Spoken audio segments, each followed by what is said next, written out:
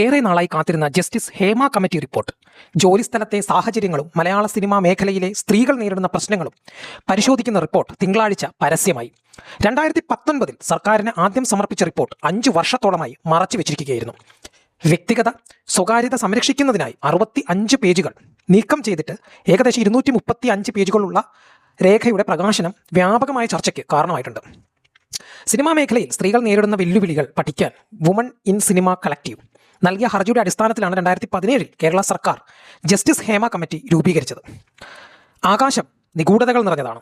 മിന്നിത്തിളങ്ങുന്ന നക്ഷത്രങ്ങളും മനോഹരമായ ചന്ദ്രനും അതിൽ ഉൾപ്പെടുന്നു.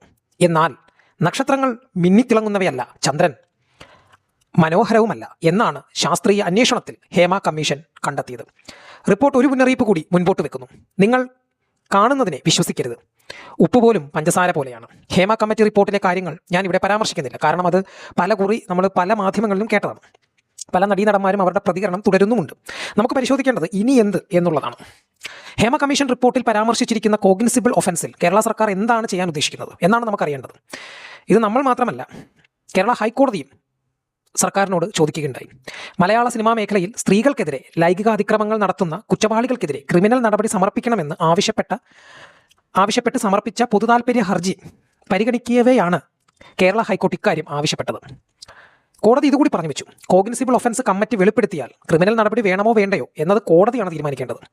ആരും പരാതിയുമായി വന്നില്ല എന്ന നിസ്സാര കാരണം ഉന്നയിച്ചുകൊണ്ട് സർക്കാരിന് ഈ കമ്മിറ്റി റിപ്പോർട്ടിൽ പറഞ്ഞ കാര്യങ്ങളുടെ മേൽ നടപടി എടുക്കാതിരിക്കാനാവില്ല.